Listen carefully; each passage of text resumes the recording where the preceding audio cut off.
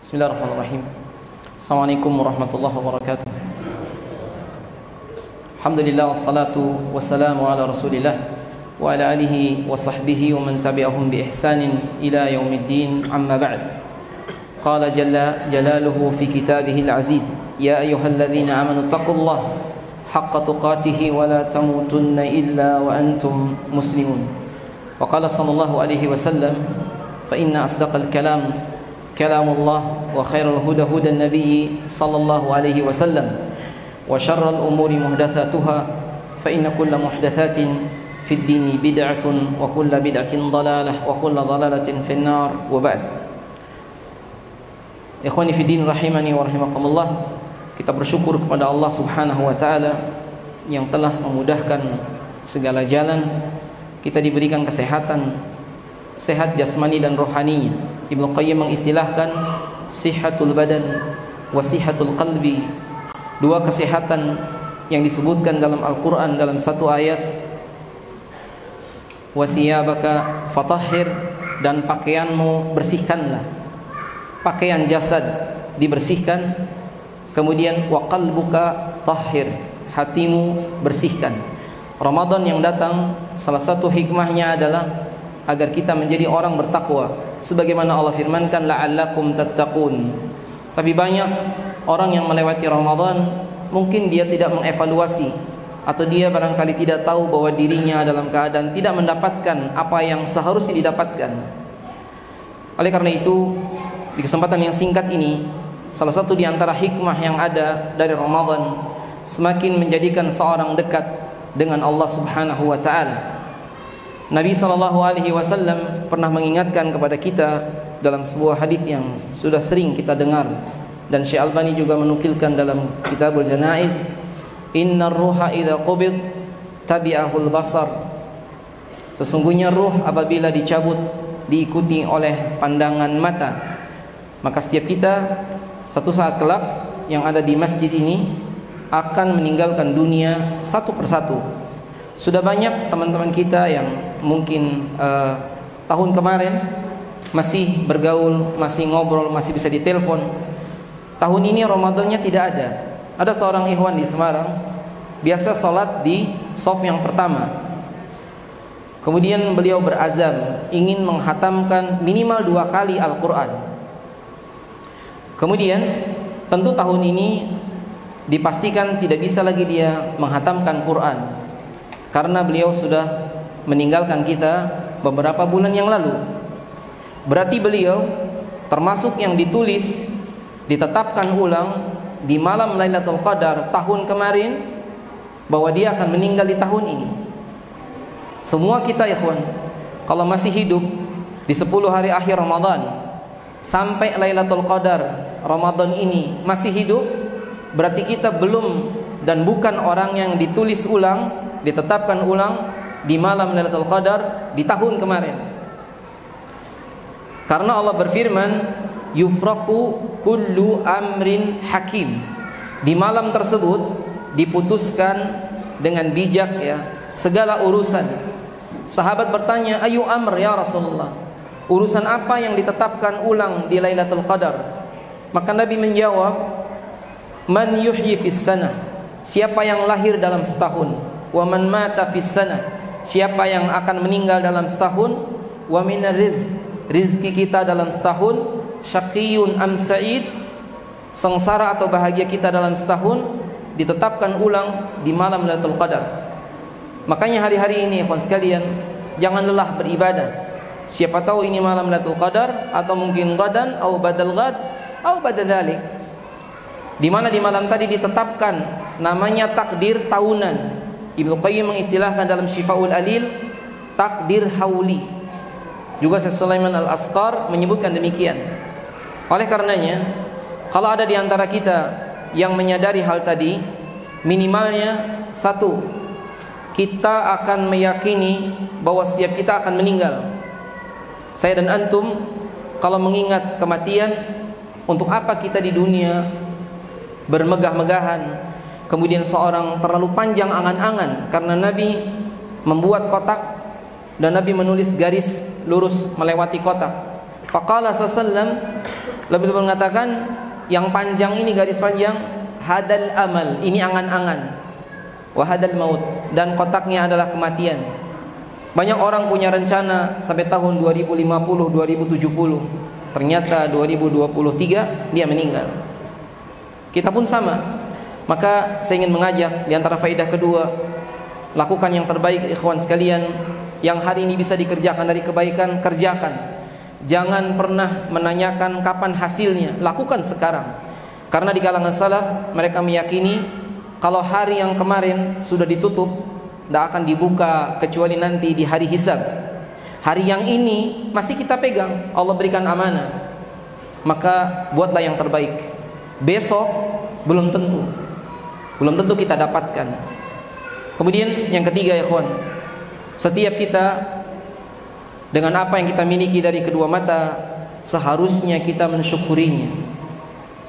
Ada seorang ikhwan di Semarang yang dia buta, sekarang rahimahullah sudah meninggal. Dia hafal 20 juz. Saya ngisi pengajian seluruhnya tunanetra. Ada 14 orang kurang lebih. Jadi yang tidak buta cuma kita saja. Pernah dikumpulkan sampai 110 orang se-Jawa Tengah. Semuanya tunanetra. Di antara mereka ada yang bertanya, bolehkah kita berdoa agar Allah membukakan mata kita semalam saja? Maksudnya semalam di bulan Ramadan ini ingin membaca Quran dengan kedua mata yang normal, bukan pakai Quran Braille. Kemudian saya sampaikan sebuah hadis yang ada di Riyadhus Shalihin, juga dinukil di beberapa kitab raqaiq juga ada.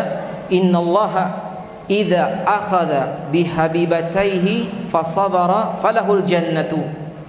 Sesungguhnya Allah apabila mengambil kedua yang dicinta, maksudnya kedua pandangan mata, kalau dia sabar baginya surga. Maka saya hanya menyampaikan, tidakkah antum bersyukur dengan tidak pernah melihat yang haram, dengan tidak melihat, tidak tertarik berbuat yang haram? Karena umumnya kata Ibnu Qayyim, semua kejelekan berawal dari mata. Zina dari mata, mencuri dari mata, semua kebanyakan. Kemudian tidakkah antum bersyukur membaca Quran dengan hafalan, dengan Quran Braille yang 30 juz ihwan, kalau yang edisi lama sampai kipas angin tingginya.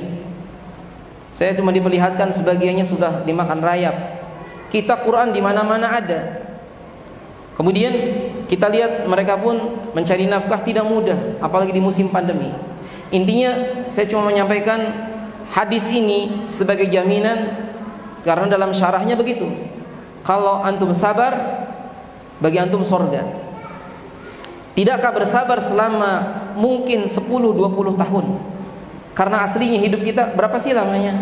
Sekarang umur kita misalnya sudah sittinat, ada yang sudah 60-an, ada yang khamsinat, 50-an, ada yang baru arba'inat. Ambil contoh misalnya antum sekarang thalathinat, 30 tahunan. Mau sampai kapan kita hidup? Nabi usianya 63, Abu Bakar 63, Umar 63, Utsman 96. 63 Hijriah artinya cuma 61 Masehi. Kata Abdullah bin Abbas, kalau sudah 40 tahun berarti sudah dipanjangkan umurnya. Jadi oleh karena itu saya ingin mengingatkan diri saya dan antum, kesempatan ada pada kita dan Allah berikan amanah itu untuk kita sekalian, manfaatkan sebaik mungkin. Ini masjid harus antum dan kita syukuri. Banyak ikhwan-ikhwan kita yang tidak ada masjid ketika Ramadan. Ada saya punya teman di luar sana yang memberitahu, berbahagialah antum katanya, bisa sholat dengan tenang. Kita sedang perang, boro-boro sholat di masjid. Kita pun sholatnya di bawah lantai tanah ya. Ada lagi yang kita nggak punya air wudhu, ada lagi untuk sahur tidak ada. Karena kondisinya seperti itu. Kita alhamdulillah dan kita bisa itikaf, ini pun syukur yang luar biasa. Maka tak ada pilihan kecuali bagi kita mengikhlaskan niatan, dan semoga Allah mencatat sebagai amal kebaikan untuk kita sekalian. Yang akhir saya ingin mengingatkan diri saya dan antum bahwa karena kita akan pulang menghadap Allah Ta'ala, kita butuh bekal.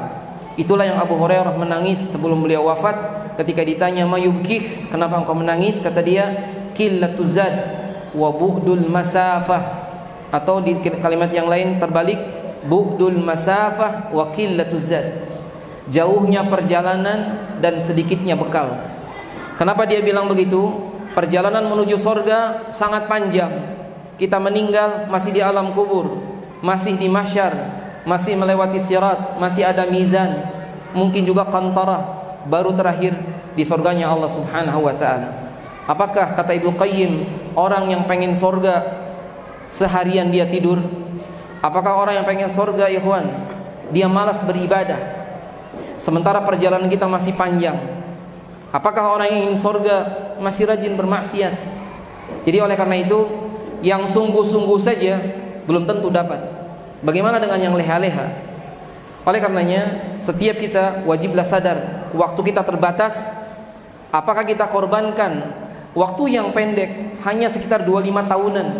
Karena para ulama menghitung kalau umurnya 60 diambil balik 15, diambil tidur sepertiganya, berarti 20 tahun. Sisanya kalau 60 berarti 25 tahun.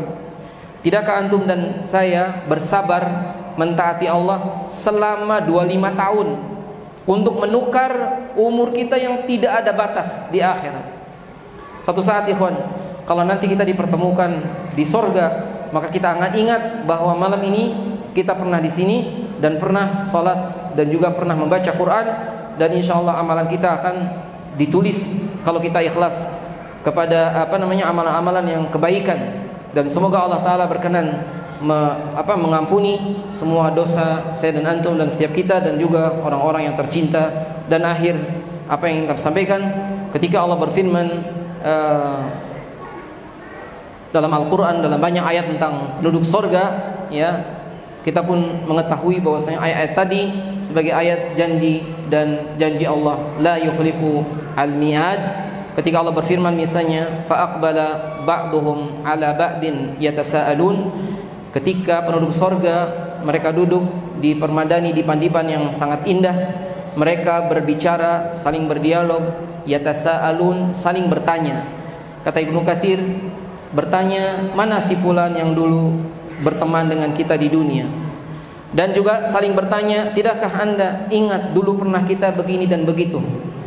Nah, mudah-mudahan obrolan itu salah satunya adalah kita yang ngobrol bahwa kita pernah bertemu dan kita pernah begini dan begitu di dunia. Dan tentu Allah SWT dialah yang maha kuasa dan memberikan hidayah. Kita perlu banyak berdoa, ihdinas siratal mustaqim hatta atana al-yaqin, sampai kita didatangi kematian, antum dan saya istiqamah di atas jalan yang hak. Wallahu ta'ala alam bisawab. Sallallahu ala nabiyina Muhammad wa naqtafi bihadzal qadar. Assalamualaikum warahmatullahi wabarakatuh.